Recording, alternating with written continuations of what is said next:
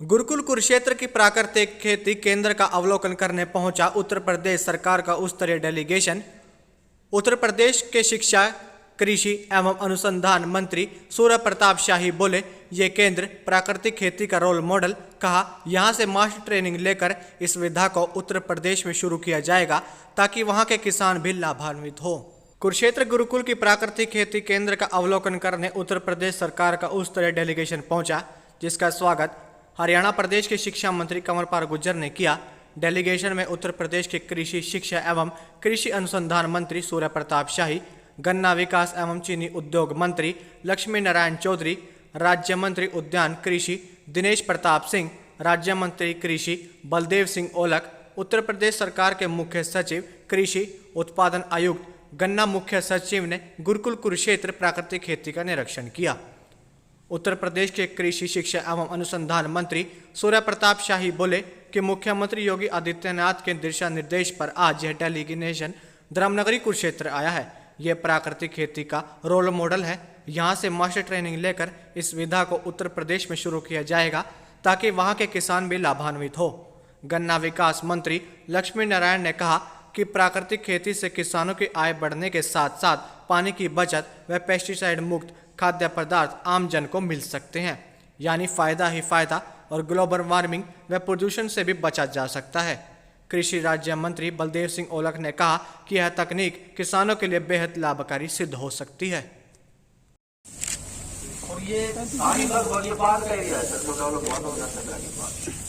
तो पहले किसान करते थे और वो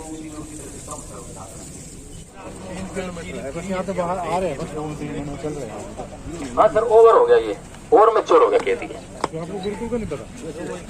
रोज की नहीं जरूरत है बदलने की। हम बदल रहे हैं खेतों को बदल लेते हैं। गन्ने के बाद कटने के बाद आज हम लोग उत्तर प्रदेश के माननीय मुख्यमंत्री योगी आदित्यनाथ जी के निर्देश पर उत्तर प्रदेश के किसानों और कृषि से संबंधित सभी विभागों के मंत्रियों और अधिकारियों के यहाँ पर एक अध्ययन दल आया है। कुरुक्षेत्र के गुरुकुल के इस फार्म पर यहाँ पिछले 5 वर्षों से गो आधारित प्राकृतिक खेती का काम आचार्य देवव्रत जी के मार्गदर्शन में संपन्न हो रहा है। इस डेलीगेशन में मैं कृषि मंत्री, कृषि, शिक्षा और अनुसंधान उत्तर प्रदेश, मेरे साथ चौधरी लक्ष्मी नारायण जी, गन्ना और चीनी विकास मंत्री, उद्यान मंत्री श्री दिनेश प्रताप सिंह और हमारे कृषि राज्य मंत्री आदरणीय श्री बलदेव सिंह औलख, कृषि उत्पादन आयुक्त श्री मनोज कुमार सिंह, कृषि विभाग के ACS अपर मुख्य सचिव श्री डॉक्टर देवेश चतुर्वेदी, गन्ना विकास विभाग के मुख्य सचिव अपर मुख्य सचिव डॉक्टर संजय भूष रेड्डी, मंडी के निदेशक और कृषि विभाग के सचिव अनुराग यादव सहित सभी विभागों के निदेशक और उनके सहयोगी। हमारे पास 4 कृषि विश्वविद्यालय हैं, उनके 20 के करीब कृषि वैज्ञानिक और 22-25 के करीब किसान, ये सब इसके साथ विजिट किए हैं, जो मास्टर ट्रेनर के रूप में यहाँ से ट्रेनिंग लेकर के जाएंगे और उत्तर प्रदेश के भीतर गो आधारित प्राकृतिक खेती को कैसे वहाँ पर लगाया जाए उसका प्रशिक्षण भी देंगे और किसानों के फील्ड पर और जो विश्वविद्यालय के KV के और साथ साथ में जो हमारे एग्रीकल्चर कृषि फार्म हैं वहाँ पर भी इस विधा को प्रारंभ किया जाएगा, जिससे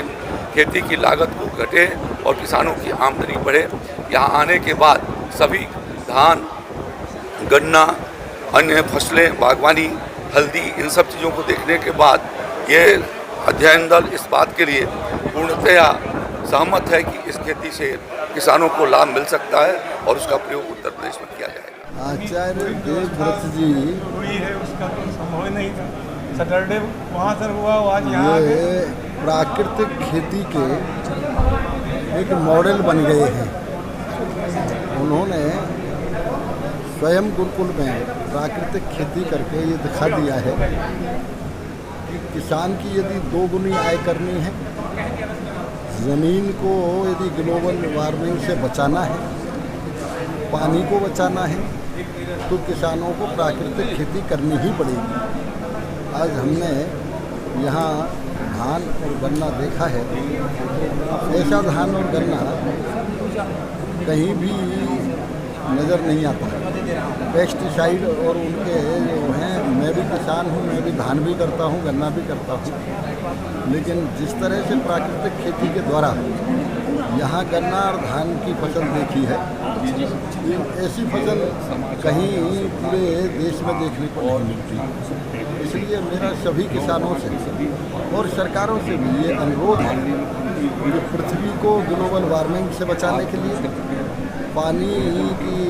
कमी को देखते हुए और ये प्रदूषण को बचाने के लिए हमको प्राकृतिक खेती करनी चाहिए। मैं इसके लिए आचार्य देवव्रत जी और गुरुकुल के समस्त अधिकारी और कर्मचारियों को बहुत बहुत बधाई देता हूँ। आज हम पूरे मंत्रिमंडल के साथ और अधिकारियों के साथ इस गुरुकुल के फार्म हाउस पे आए हैं और हमने हर अलग अलग फसल का, जो कि इन्होंने बताया है कि प्राकृतिक खेती के, गौ आधारित खेती के इन फसलों को करने का, चाहे गन्ना है, धान है, गोभी है, अरबी है और ये ड्रैगन की भी खेती कर रहे हैं। तो हमने इस पर थोड़ा सा चर्चा करी है, क्योंकि ये अच्छा किसानों के लिए जो लाभ हो, हम इसको यूपी मॉडल में भी माननीय मुख्यमंत्री जी के नेतृत्व में, हमारे योगी जी के नेतृत्व में ये सारी टीम आई है। तो हम चाहते हैं कि भाई ऐसी खेती करके किसानों को भी लाभ दिया जाए, जिससे कि दवाइयाँ कम करी जाए, खाद कम करी जाए और किसान की आय को दुगना किया जाए। ये सारा आज हम लोग सर्वे कर रहे हैं और उसके फ़ायदे और नुकसान का भी आकलन कर रहे हैं कि किस तरह से हम इसको अपने किसानों को कृषि के लिए प्रेरित कर और किस तरह से उनको लाभ दे सकते हैं, इसके बारे में आज हम यहाँ पर सर्वे कर रहे हैं।